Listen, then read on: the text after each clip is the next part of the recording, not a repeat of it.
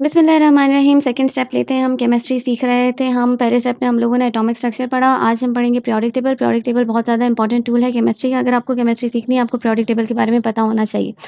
बेटा 18th century तक हमारे पास सिर्फ 23 नोन एलिमेंट्स थे और अब हमारे पास 118 से ज़्यादा नोन एलिमेंट्स हैं। एलिमेंट्स क्या हैं वो सब हम पहले डिस्कस कर चुके हैं। अभी थोड़ा सा हम दोबारा से रिव्यू करते हैं। दुनिया की कायनात की हर चीज़ जो होती है वो कंपोज होती है थ्रू फ्रॉम मैटर्स। मैटर कोई भी ऐसी चीज़ होती है जिसका मास होता है और वो कोई ना कोई स्पेस ऑक्यूपाई करती है, यानी जिसका वज़न होता है और वो कोई ना कोई हजम होता है। ऐसा फॉर्म ऑफ मैटर मैटर जिसमें तमाम की तमाम एटम्स एक ही किस्म के हों, उनका एटॉमिक नंबर सेम हो, सिमिलर हो, इस तरह के प्योरेस्ट फॉर्म होता है, उसको हम कहते हैं एलिमेंट। एलिमेंट किसी भी मैटर का प्योरेस्ट फॉर्म होता है। एक बात और रिपीट करती जाऊँ, मैटर हमारे पास 5 डिफरेंट स्टेट्स डिस्कवर हो चुकी हैं। हम जो डिस्कस करना चाह रहे हैं हम 3 करेंगे, that is solid, liquid and gases. यानी सारी कायनात जो वजूद में आई है that is due to matters. मुख्तलिफ मैटर्स हैं और मैटर्स एटम से मिलके बने हैं, इसलिए एटम्स और एलिमेंट्स की अरेंजमेंट पढ़ना हमारे लिए बहुत ज़्यादा ज़रूरी है। जब तक हम ये नहीं पढ़ेंगे हम केमिस्ट्री को समझ नहीं सकेंगे। So starting with 80 different elements हैं, 118 से ज़्यादा एलिमेंट्स हैं जिनको पीरियोडिक टेबल में अरेंज किया गया है according to increasing atomic number. ये अरेंजमेंट हमारे लिए बहुत ज़्यादा ज़रूरी है क्योंकि 118 से ज़्यादा एलिमेंट्स और फिर ये एलिमेंट्स आपस में मिलके million and trillion of compounds and mixtures form करते हैं। इन सब चीज़ों की इंडिविजुअल प्रॉपर्टीज़ याद रखना, इनकी केमिकल प्रॉपर्टीज़, फिज़िकल प्रॉपर्टीज़, इनके बारे में सब कुछ जानते रखना मुश्किल नहीं है, बल्कि नामुमकिन है। इसलिए पीरियोडिक टेबल जो है वो मोस्ट इम्पॉर्टेंट टूल है in chemistry. Periodic table arrangement इसकी स्टार्ट हुई थी मुख्तलिफ साइंटिस्ट ने कोशिश करके ये बहुत ब्यूटीफुल अरेंजमेंट हमारे लिए बनाई है और इसमें सबसे बड़ा क्रेडिट जाता है मेंडलीव्स को। पीरियोडिक टेबल असल में जब बैक इन 110 साल पहले 1913 में जब डिस्कवर हुआ था हमारे पास एटॉमिक नंबर, मूसली ने एटॉमिक नंबर डिस्कवर किया था, तो हमें एक बेसिस मिल गई थी, बुनियादें मिल गई थी कि किस तरह से हम एलिमेंट्स को अरेंज कर सकते हैं। तो एलिमेंट्स अरेंज किए गए हैं in order of increasing atomic numbers. यहाँ पर यहाँ पर बेटा अगर आप देखोगे तो हमारे पास बिल्कुल टॉप पे अच्छा एक और चीज़ पीरियोडिक लॉ के बारे में आपको बताऊँ कि periodic law states that if elements are arranged according to their increasing atomic number their properties are repeated in a periodic manner. अगर हम पीरियोडिक टेबल में अरेंज करते हैं एलिमेंट्स को according to their increasing atomic number, तो उनकी जो properties होती हैं वो रिपीट होती हैं पीरियोडिक मैनर में। इसका मतलब ये है कि फ़र्ज़ करो हम लोगों ने लिथियम से स्टार्ट किया और हम 1 2 3 4 5 6 एंड 7 के बाद दोबारा जब 8th एलिमेंट पे आएँगे तो वो हमारे पास है सोडियम। सोडियम से स्टार्ट करके 8th एलिमेंट पे आएँगे पोटेशियम। पोटेशियम से स्टार्ट करेंगे 8th एलिमेंट पे आएँगे रुबिडियम। इसी तरह से मैग्नीशियम से स्टार्ट करते हुए हम 8th एलिमेंट पे आएँगे तो हमारे पास दोबारा क्या आ जाएगा, हमारे पास आ जाएगा कैल्शियम। ये बीच वाला ग्रुप अभी आपने स्किप करना है, इनके एलिमेंट्स को काउंट नहीं कर रहे। कैल्शियम से हम स्टार्ट करेंगे, 8th एलिमेंट है स्ट्रोंशियम। तो जब हम लोगों ने पीरियोडिक टेबल में एलिमेंट्स को इस तरह से अरेंज किया तो हमने देखा कि हमारे पास कुछ कुछ प्रॉपर्टीज़ हैं वो रिपीट हो रही हैं। हर 8th एलिमेंट की प्रॉपर्टी जो है वो पिछले वाले एलिमेंट से मिल रही हैं। इस तरह से हमारे पास जनरेट हुए कॉलम्स जिनको हम कहते हैं ग्रुप्स। ग्रुप्स में जितने भी एलिमेंट्स हैं they will have the same properties, उनकी केमिकल प्रॉपर्टीज़ बिल्कुल सेम होती हैं due to the valence electronic shell. बात करते हैं पीरियोडिक टेबल की। पीरियोडिक टेबल जो है वो ये बहुत ज़्यादा सबसे ज़्यादा कॉमन जो पीरियोडिक टेबल का फॉर्म यूज़ होता है वो ये है। इसके बिल्कुल लेफ़्ट कॉर्नर पे, टॉप लेफ़्ट कॉर्नर में हमारे पास है हाइड्रोजन और राइट टॉप कॉर्नर पे हमारे पास है हीलियम। हाइड्रोजन का एटॉमिक नंबर है 1, हीलियम का एटॉमिक नंबर है 2। इसी तरह से लेफ़्ट से लेकर राइट में हम इंक्रीजिंग एटॉमिक नंबर के अकॉर्डिंगली इन एलिमेंट्स को अरेंज करते हैं। देखो 3 4 5 6 ये जो ऊपर नंबर लिखे हुए हैं इसके एटॉमिक नंबर्स हैं। इसी तरह से डाउन द ग्रुप भी एटॉमिक नंबर इंक्रीज़ हो रहे हैं, तो हम along the period and down the group elements को अरेंज करते हैं according to increasing atomic numbers. हमारे पास पीरियोडिक टेबल में होते हैं पीरियड्स एंड होते हैं ग्रुप्स। ये जो हॉरिजॉन्टल रॉज़ हैं इनको हम कहते हैं पीरियड्स और ये जो वर्टिकल कॉलम्स हैं इनको हम कहते हैं ग्रुप्स। टोटल हमारे पास हॉरिजॉन्टल रॉज़ जो हैं वो 7 हॉरिजॉन्टल रॉज़ होती हैं। इनमें हमारे पास फर्स्ट पीरियड जो होता है इसको शॉर्टेस्ट पीरियड कहते हैं जिसमें हमारे पास सिर्फ 2 एलिमेंट्स हैं। पीरियड में हमारे पास 2 से लेकर 32 तक एलिमेंट्स अरेंज होते हैं। फर्स्ट शॉर्टेस्ट पीरियड जो है इसमें हमारे पास सिर्फ 2 एलिमेंट्स हैं और जो लॉन्गेस्ट पीरियड होता है इसमें हमारे पास 32 पीरियड्स होते हैं। पहले जो थर्ड पीरियड 3 पीरियड्स होते हैं 1, 2 एंड 3 इसको हम शॉर्टेस्ट पीरियड कहते हैं। यहाँ से देखो हाइड्रोजन से लेकर सोडियम तक ये जो हमारे पास हॉरिजॉन्टल रॉज जा रही हैं ये फर्स्ट 3 पीरियड्स होते हैं ये शॉर्टेस्ट पीरियड होते हैं और उसके बाद ये जो तमाम 4 पीरियड्स होते हैं इनको हम लॉन्ग पीरियड्स कहते हैं।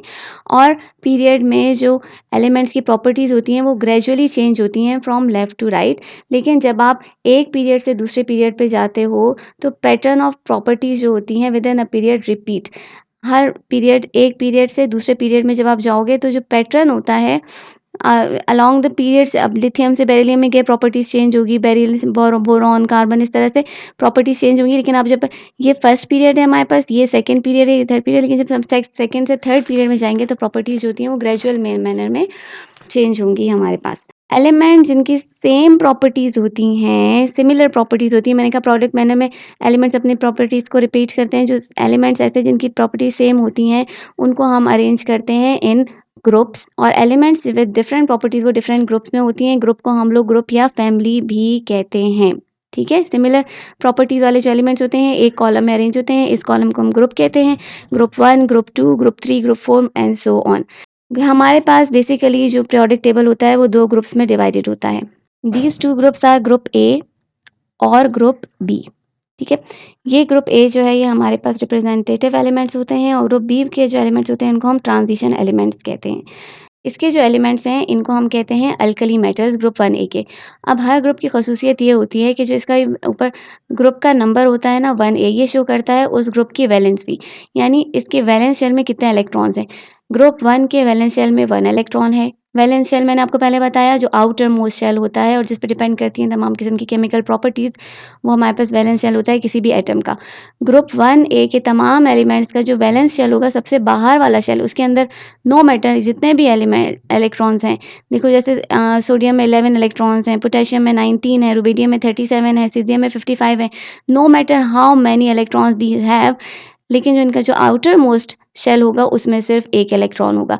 इसी तरह से ग्रुप 2 ए के आउटर मोस्ट शेल में 2 इलेक्ट्रॉन्स, 3 ए के आउटर मोस्ट शेल में 3 इलेक्ट्रॉन्स, 4 ए के आउटर मोस्ट शेल में 4, 5 के 5, 6 के 6, 7 के 7 और 8 के आउटर मोस्ट शेल में 8 इलेक्ट्रॉन्स होंगे। कुछ ग्रुप्स को स्पेशल नेम दिए गए हैं। फॉर एग्जांपल हमारे पास जो ग्रुप 1 ए है जिसमें हमारे पास lithium, sodium, potassium, rubidium, caesium and francium है। ग्रुप 1 ए है, इसके आउटर मोस्ट शेल में कितने इलेक्ट्रॉन्स होंगे, 1 इलेक्ट्रॉन्स होंगे। इन ग्रुप्स को हम कहते हैं अल्कली मेटल, इसमें हमारे पास हाइड्रोजन भी होता है। अब आपने पीरियोडिक टेबल को याद करना है, मेमोराइज़ करना है। आप पीरियोडिक टेबल को किस तरह से मेमोराइज़ करोगे वो मैं आपको बताऊँगी। आपने मेनोमिक्स याद रखने हैं, ये मेनोमिक्स अगर आपको याद रहेंगे तो आप पीरियोडिक टेबल आराम से याद कर सकते हो। ग्रुप 1 ए के लिए जो मेनोमिक है दैट इज़ हाय लैला ने की रब से फरियाद। हाय लैला ने की रब से फरियाद। एक्सप्लेन करती हूँ किस तरह से। हाय फॉर हाइड्रोजन, लैला लिथियम, ने सोडियम, की पोटेशियम, रब रुबिडियम, सीज़ियम से एंड फ्रेंशियम फरियाद। ये मेनोमिक्स हैं। ये मेनोमिक्स ये छोटे-छोटे सेंटेंसेस अगर आप याद कर लोगे आपको पूरे के पूरे ग्रुप के नेम्स याद हो जाएँगे।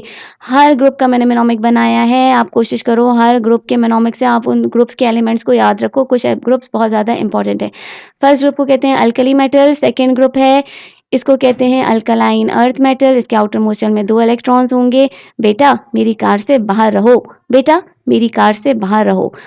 Third group 3 elements, outer most shell में 3 इलेक्ट्रॉन्स होंगे और इसको हम बोरॉन फैमिली कहते हैं। BaGT, बोरॉन है aluminium, gallium, indium and thallium.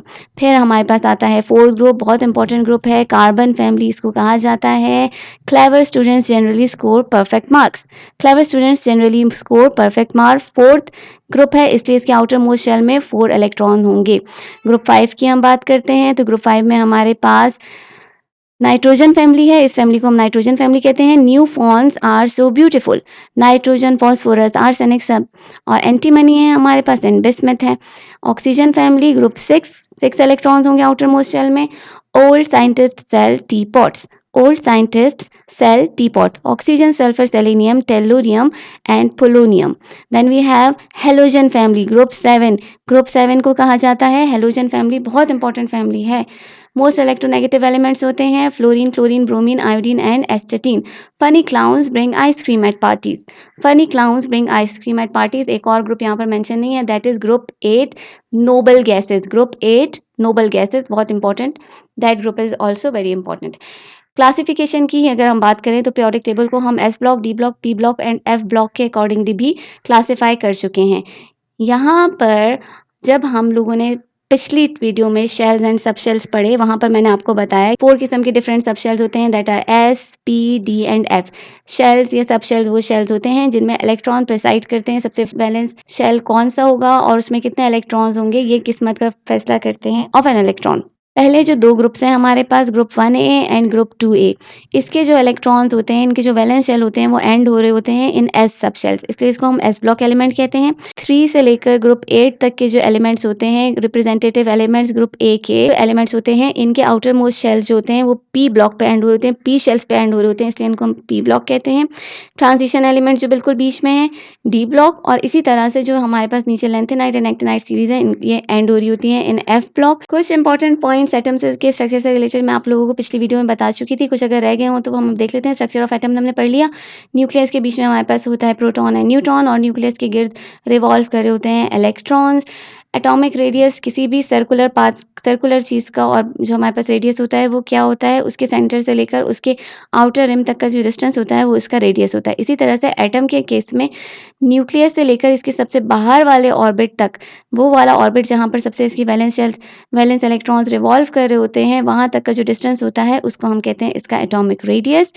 Valence shell मैंने आपको बताया, जो सबसे बाहर वाला शेल होता है that is known as valence shell. Shielding effect, जैसे ही आप ग्रुप में नीचे की तरफ आते हो या जैसे ही किसी भी एटम में नंबर ऑफ इलेक्ट्रॉन्स बढ़ते चले जाते हैं, तो जो हमारे पास न्यूक्लियस होता है किसी भी एटम का, और जो सबसे बाहर वाले ऑर्बिट में इलेक्ट्रॉन्स होते हैं, उनके बीच में हिंड्रेंस आ जाती है, उनके बीच में शेल्स आ जाते हैं और बहुत सारे इलेक्ट्रॉन्स आ जाते हैं। इन इलेक्ट्रॉन्स और शेल्स की वजह से क्या होता है कि यहाँ पर जो बीच वाला न्यूक्लियस है, ये सबसे बाहर वाले जो इलेक्ट्रॉन्स होते हैं उन पे अपनी जो इलेक्ट्रोस्टैटिक फोर्सेस हैं वो सही से अप्लाई नहीं कर पाता या बिल्कुल नहीं अप्लाई कर पाता।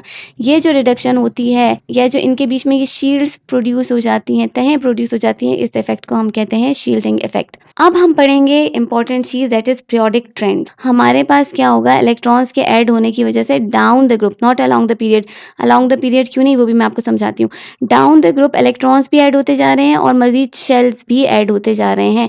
तो जब भी हम लोग पीरियोडिक टेबल में ऊपर से नीचे की तरफ डाउन द ग्रुप आएंगे तो एटॉमिक रेडियस जो है वो हमारे पास बड़ा होना शुरू हो जाएगा।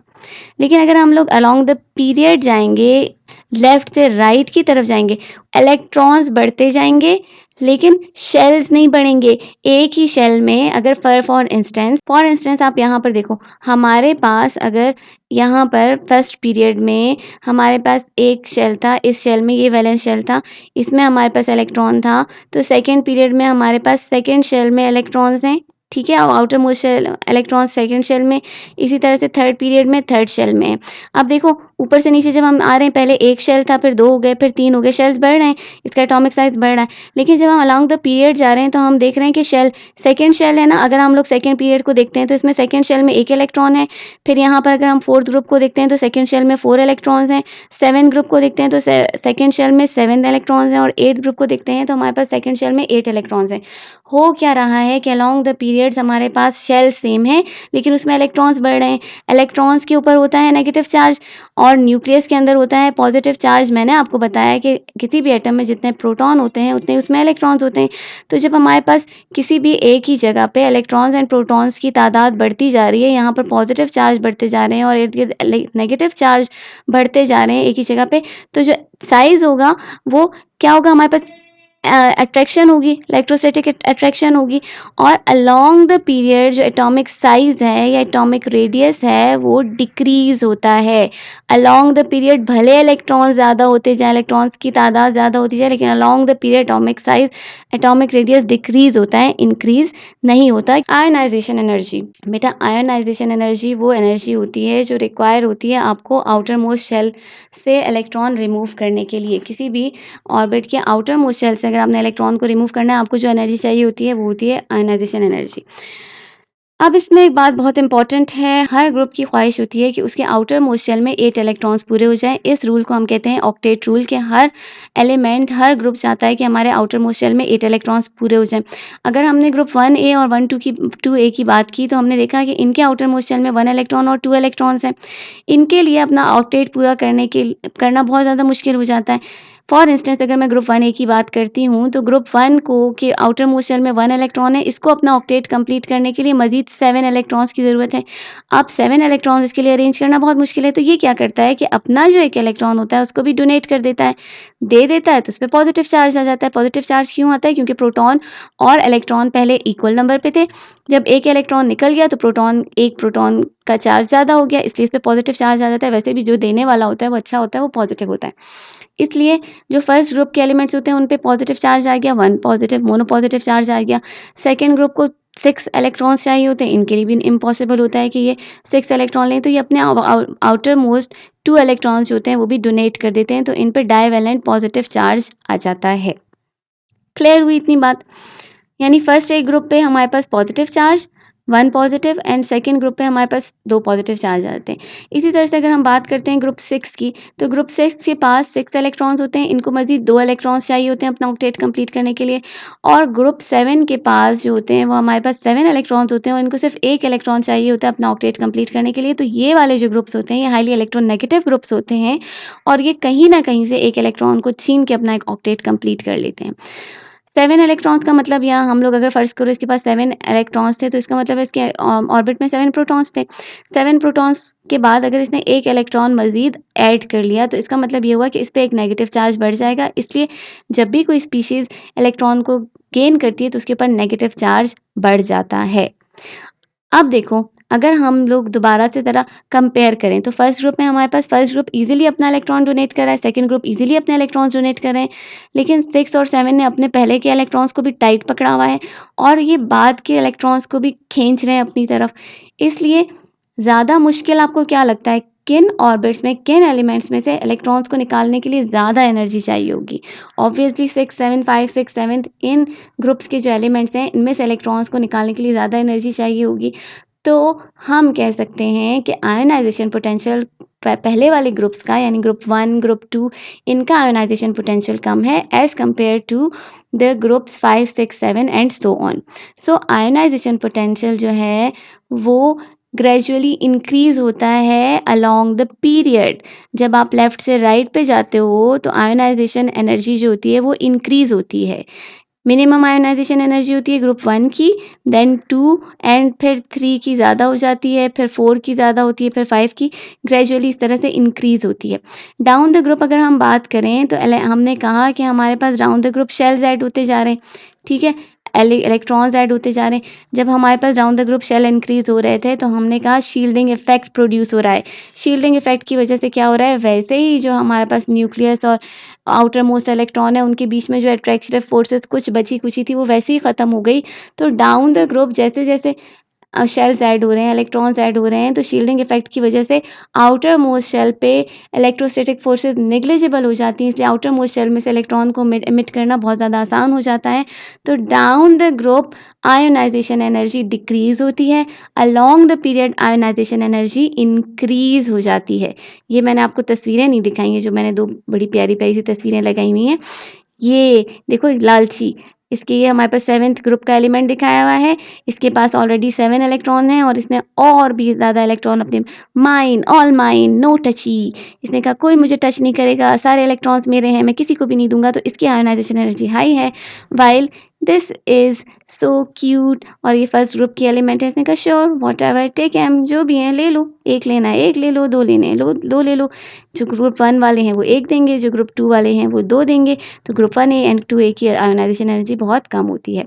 इलेक्ट्रॉन से प्यार, इलेक्ट्रॉन की एफिनिटी, इलेक्ट्रॉन एफिनिटी वो एनर्जी चेंज है जो अकर होता है जब भी कोई एटम इलेक्ट्रॉन्स को गेन करता है और नेगेटिव आयन फॉर्म करता है, तो जो एनर्जी के चेंज आते हैं उनको हम कहते हैं इलेक्ट्रॉन एफिनिटी। अब इलेक्ट्रॉन्स की मोहब्बत किस में ज़्यादा थी, हमने पढ़ा, जैसे हम लोगों ने पीछे आयोनाइज़ेशन एनर्जी पढ़ी, पीछे हम लोगों ने जैसे पढ़ा क्या पढ़ा हमने? Ionization energy. पीछे हम लोगों ने जैसे आयोनाइजेशन एनर्जी पढ़ी, वैसे ही इलेक्ट्रॉन एफिनिटी है। अलोंग द पीरियड इलेक्ट्रॉन्स की मोहब्बत बढ़ती जा रही है, तो इलेक्ट्रॉन एफिनिटी ज़्यादा होती जाएगी, और down the group electron affinity कम होती जाएगी। Electron affinity decreases down the group and increases along the period. Then comes electronegativity. बेटा इलेक्ट्रोनेगेटिविटी का भी वही केस है। Electronegativity is the measure of an atom's ability to attract electrons in a chemical bond. जब chemical bonding हो गई, for instance हमारे पास hydrogen first group का था, इसने हमारा बॉन्डिंग कर ली क्लोरीन के साथ। हाइड्रोजन और क्लोरीन ने अपना एक एक इलेक्ट्रॉन शेयर किया। हाइड्रोजन जो है ना, होता तो फर्स्ट ग्रुप है, लेकिन अपना इलेक्ट्रॉन डोनेट नहीं कर सकता, दे नहीं सकता, आयनिक बॉन्डिंग नहीं फॉर्म कर सकता, क्योंकि इसके पास सिर्फ एक ही इलेक्ट्रॉन होता है, तो ये अपना वो इलेक्ट्रॉन शेयर कर लेता है। लेकिन क्लोरीन चूंकि बहुत ज़्यादा इलेक्ट्रोनेगेटिव होता है, तो ये क्या करता है कि जो शेयर्ड पेयर ऑफ इलेक्ट्रॉन होता है उसको अपनी तरफ खींच लेता है। आप ऐसे कंसिडर करो, ये पिनमैन, ये हाइड्रोजन है एंड दिस इज क्लोरीन, और क्लोरीन बड़ा ताकतवर है और इसके पास ज़्यादा ताकत भी है और ये मोटू सा भी है। तो ये क्या करेगा, जो लंच ये लोग आपस में शेयर कर रहे थे, ये जो इलेक्ट्रॉन का पेयर था ये शेयर कर रहा था, तो क्लोरीन ने इसको अपने असल रसूख से अपनी तरफ खींच लिया। तो इलेक्ट्रोनेगेटिविटी क्या है? The ability to share the to attract the share pair of electron in a chemical bond, उसको हम कहते हैं इलेक्ट्रोनेगेटिविटी। इलेक्ट्रोनेगेटिविटी भी अलोंग द पीरियड इंक्रीज होती है फ्रॉम लेफ्ट टू राइट, और down the group electronegativity decrease होती है। Then we have metallic character. Metallic character refer to how readily an element can lose electron to form a positive ion. कोई element कितना आराम से अपना electron lose करके ion form कर लेता है, उसको हम कहते हैं वो मेटल है। जो जितने आराम से अपना आयन दे रहा है, वो उतना आराम से अपना इलेक्ट्रॉन दे रहा है, वो उतना ज़्यादा मेटल है, और जो छीन रहा है वो हमारे पास है non metal. So across the period आप देखो, यहाँ पर इलेक्ट्रोनेगेटिविटी सबसे ज़्यादा, वो मेटेलिक कैरेक्टर ज़्यादा होता है। Across the period metallic character decrease होता जाता है। ये वाले सारे मेटल्स हैं जो ब्लू कलर से शो हो रहे हैं, ये सब मेटल्स हैं। रेड कलर से जो शो हो रहे हैं वो सारे नॉन मेटल्स हैं। लेकिन जो ग्रीन कलर से शो हो रहे हैं, या जो ऑरेंज लाइन आपको बॉर्डर लाइन शो हो रही है, ये सारे मेटलॉइड्स हैं। कभी मेटल्स की तरह हो जाते हैं, कभी ये मुनाफिक हैं, कभी मेटल्स बन जाते हैं, कभी नॉन मेटल्स बन जाते हैं। Down the group metallic character increase क्यों होता है, आप लोग मुझे बताओगे। और along the period metallic character decrease क्यों होता है, ये भी आप लोग मुझे बताओगे। या चलो मैं बता देती हूँ। डाउन द पीरियड इलेक्ट्रॉन्स आराम से लूज़ हो रहे होते हैं, इसलिए मेटेलिक कैरेक्टर इंक्रीज हो जाता है, और अलोंग द पीरियड इलेक्ट्रॉन्स को लूज़ करना मुश्किल होता है, इसलिए हमारे पास मेटेलिक कैरेक्टर डिक्रीज होता है। Elements in the periodic table broadly categorize होते हैं metals, non metals and metalloids में, या सेमी मेटल्स जिनको हम कहते हैं। मेटल गुड कंडक्टर होते हैं हीट और इलेक्ट्रिसिटी के, नॉन मेटल पुअर कंडक्टर होते हैं, और मेटलॉइड्स जो होते हैं उनमें दोनों प्रॉपर्टीज़ होती हैं, मेटल्स की एंड नॉन मेटल्स की। मेटल्स रिएक्ट कैसे करते हैं, अब ये पीरियड नहीं है, ये ग्रुप है, ठीक है। ग्रुप को जो ऐसा ग्रुप था ना हमारे पास, ये फर्स्ट ग्रुप की बात हो रही है, ग्रुप को मैंने लिख दिया है ऐसे, ठीक है। आपको सिर्फ समझाने के लिए एक बात, ऐसे मैंने इसलिए लिखा क्योंकि मुझे पिक्चर ही ऐसी मिली, वरना मैं आपको ऐसे लंबी लंबी वाली पिक्चर ही दिखाती। Reactivity of metals tend to become more reactive as you move down the group. Down the group आते आते मेटल ज़्यादा रिएक्टिव हो जाते हैं। किसी भी चीज़ की रिएक्टिविटी डिपेंड करती है वो कितना इजीली अपना इलेक्ट्रॉन लूज़ करता है, या कितना इजीली अपना किसी से इलेक्ट्रॉन गेन कर लेता है। तो जो भी चीज़ जितनी ज़्यादा डाउन द ग्रुप, उसके इलेक्ट्रॉन देखो, इलेक्ट्रॉन्स बढ़ते चले जा रहे हैं। इसके पास 3 है, इसके पास पता नहीं 11 है, 19 है, 37 है, 55 है, 87 है। ये बेचारा परेशान हो गया, यहाँ पर कुछ आबादी बहुत ही ज़्यादा बढ़ गई, शील्डिंग इफेक्ट हो गया, सब कुछ हो गया, तो इसका आउटर मोस्ट इलेक्ट्रॉन जो है उस पर इसकी तवज्जो बिल्कुल भी नहीं रही। ये बेचारा आउटर मोस्ट इलेक्ट्रॉन तनहा तनहा फिर रहा है, यहाँ पर कहीं पर भी इधर उधर जा सकता है, अपना कोई भी बॉन्डिंग बना सकता है। इसलिए रिएक्टिविटी जो होती है मेटल्स की, वो इंक्रीज हो जाती है down the group. Along the period तो रिएक्टिविटी डिक्रीज होती है, लेकिन down the group reactivity increase हो जाती है। अल्कली मेटल्स और अल्कलाइन अर्थ मेटल जो होते हैं वो हाईली रिएक्टिव होते हैं, और ट्रांजिशन मेटल जो ग्रुप 3 से लेकर 12 तक होते हैं वो लेस रिएक्टिव होते हैं। Reactivity of metals is related to their ease of losing the electron to form positive ions. Non metals की रिएक्टिविटी, अब बेटा reactivity metals and non metals की बिल्कुल अलग है, ठीक है, दोनों को कंफ्यूज नहीं करना। नॉन मेटल्स की जो रिएक्टिविटी होती है, नॉन मेटल्स मोर रिएक्टिव होते हैं as you move up the group, यानी डाउन द ग्रुप जाते जाते नॉन मेटल्स की रिएक्टिविटी कम होती जाती है, और जब आप अलोंग द पीरियड जाते हो तो नॉन मेटल्स की रिएक्टिविटी इंक्रीज होती जाती है। हेलोजेंस सबसे ज़्यादा, मैंने आपको एक बात बताई ना शुरू में, मैंने कहा रिएक्टिविटी डिपेंड करती है कितने आराम से आप इलेक्ट्रॉन को लूज़ कर रहे हो या गेन कर रहे हो। तो नॉन मेटल्स जो हैं वो इलेक्ट्रॉन्स को गेन करेंगे, उनकी रिएक्टिविटी इंक्रीज होती है अलोंग द पीरियड, और डाउन द ग्रुप उनकी रिएक्टिविटी डिक्रीज होती जाती है। जो ग्रुप 7A के एलिमेंट्स हैं वो हाईली हेलोजेंस जो होते हैं वो बहुत ज़्यादा हाईली रिएक्टिव नॉन मेटल्स होते हैं, और वो आराम से इलेक्ट्रॉन को गेन कर लेते हैं और नेगेटिव आयन फॉर्म कर लेते हैं। नोबल गैसेस जो होती हैं ग्रुप ए की वो बिल्कुल अनरिएक्टिव होती हैं, क्योंकि उनके पास पहले ही अल्लाह का दिया सब कुछ होता है। इनको क्या चाहिए होता है? 8 इलेक्ट्रॉन, तो सब कुछ इनके पास मौजूद होता है। आज का हमारा टॉपिक बहुत ज़्यादा इंपॉर्टेंट था, पीरियोडिक टेबल। प्लीज़ सब्सक्राइब करो, शेयर करो। अगर आप लोग मुझे सपोर्ट नहीं करोगे, मैं डिमोटिवेट होती हूँ और फिर मैं वीडियोज़ नहीं बनाती, और जब मैं नहीं बनाती तो आप लोग फिर मैसेज करते हो वीडियोज़ बनाएँ, और जब मैं बनाती हूँ तो आप लोग मुझे सब्सक्राइब नहीं करते। So please like, share and subscribe. अल्लाह हाफ़िज़।